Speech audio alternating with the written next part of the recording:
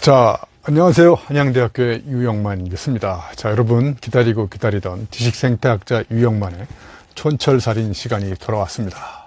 오늘은 여러분하고 같이 의미가 심장에 꽂히면 의미심장해진다, 이런 이야기를 해보도록 하겠습니다. 우리가 살아가면서 수많은 사람들을 만나고 만나면서 우리가 내가 갖고 있는 생각을 상대방한테 이야기를 하죠. 이때 상대방한테 이야기를 하는 중요한 목적은 설명을 해서 이해를 시키거나 아니면 설득해서 감동을 시키거나, 이 둘 중에 하나라고 저는 생각합니다. 자, 그래서 오늘은 설명하는 것과 설득하는 것의 차이, 사람을 이해시키는 것과 사람을 감동시키는 것의 차이는 어떤 차이가 있고, 그래서 결과적으로 사람을 감동시켜서 행동하게 만드는 그 설득의 방법, 이것이야말로 우리가 인간관계에서 추구해야 될 가장 소중한 미덕이고, 또 여러분 우리 주변에 물건을 파는 세일즈맨들이 많지 않습니까? 저는 상품을 팔고 서비스를 파는 사람만 세일즈맨이 아니고 우리 모두가 다 세일즈맨이라고 생각해요. 저도 오늘 역시 여러분한테 제가 갖고 있는 생각을 여러분한테 세일즈하는 거거든요. 그러니까 세일즈맨은 상품과 서비스만 파는 사람이 아니라 이 세상의 모든 사람들, 정치가는 정책을 세일즈하고, 그죠?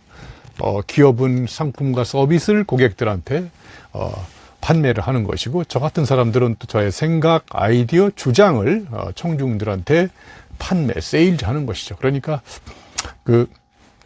파는 것이 인간이다라고 그런 책도 나오지 않았습니까? 자, 그럼 오늘은 그 설명과 설득, 이해와 감동의 차이, 어떤 차이가 있는지 한번 설명해 보도록 하겠습니다. 자, 예를 들면, 자, 여러분 주변에 뱀 장사와 선생님이 있다고 생각해요. 자, 선생님은 논리적으로 설명해서 이해시키는 데 목적이 있어요. 이 선생님은 주로 공략 대상이 학습자들의 머리입니다. 그래서 머리에 의미를 꽂아서 계속 설명을 합니다.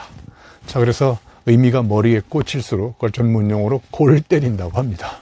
자, 그런데 이 뱀 장사는 자기의 뱀 상품과 서비스를 팔지 않고 상품과 서비스와 관련된 그것과 관련된 그것에 관한 자기의 신념과 철학을 팝니다.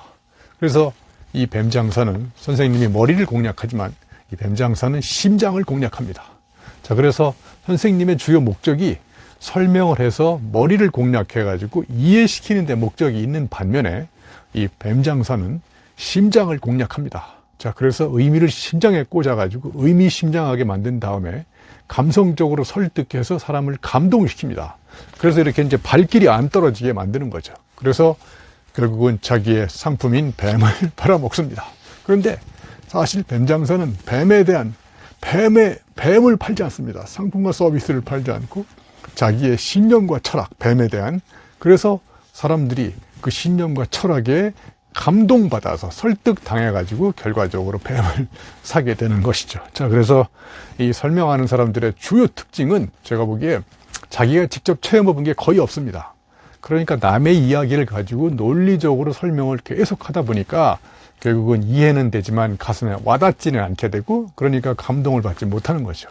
그런데 설득하는 사람들의 주요 특징은, 설득은 자기의 이야기, 자기가 직접 처음 해본 이야기를 가지고 사람들을 대상으로 이야기를 하는 것이거든요. 그러니까 남의 이야기를 가지고 설명하면 이해는 되지만 감동받지 못합니다. 그러니까 내가 직접 체험해본 그런 이야기, 그 체험해본 각성과 교훈과 깨달음을 가지고 상대방을 감성적으로 설득하면 감동을 받고, 감동받은 사람은 행동하게 됩니다. 자, 그러면 거꾸로 뒤집으면 사람을 행동하게 만드는 방법은 감동시키는 방법이고, 감동시키려면 어떻게 되느냐? 논리적으로 설명을 최소화시키고 감성적으로 설득을 해야 됩니다. 이만큼 설명과 설득의 차이는 엄청나게 많은 것이죠. 그래서 설명의 결과물로서 사람들은 이해를 하지만 설득의 결과물로서 사람들은 감동을 받는 것이죠. 그러니까 설명은 이해를 낳지만 설득은 행동을 낳는 겁니다. 왜냐하면 설득이 사람을 감동시키니까요. 그래서 우리가 사람을 행동하게 만드는 가장 강력한 방법은 결국은 뭐냐? 사람을 감동시키는 것이라는 것을 우리가 알 수 있습니다. 여러분 잘 아시는 아리스토텔레스도 이 수사학이라는 책에서 인간의 설득의 3대 요소를 이야기한 적이 있습니다. 자, 그래서 첫 번째는 에토스입니다. 에토스는 그 사람을 딱 봤을 때 왠지 어떤 이야기를 듣거나 말하지도 않았는데 벌써 그 사람을 딱 보는 순간 인간적인 신뢰감이 듭니다. 사람의 몸에서 풍기는 깊은 인간적 믿음, 신뢰감 이런 것들이 바로 에토스고요. 이게 바로 설득의 60%를 좌우합니다. 예, 저를 딱 보시면 왠지 믿을만 하지 않습니까? 그러니까 사람이 주는 어떤 신뢰감이 바로 설득의 60%를 좌우하고요. 30%는 뭐냐? 파토스입니다. 파토스는 감성적 호소력입니다. 방금 전에 말씀드렸던 우리 뱀 장사의 감성적 설득력 이런 것이 바로 파토스에 해당하는데 이게 설득의 약 30%가 해당합니다. 자, 그러면 에토스가 60%고요. 파토스가 30%니까 이것만 합치면 이미 설득이 90%가 된 거예요. 일단 게임이 끝난 겁니다. 자, 그런데 나머지 10%의 여지가 있지 않습니까? 그게 바로 로고스입니다. 논리. 그래서 이 논리적인 설명력이 약 10%에 해당합니다.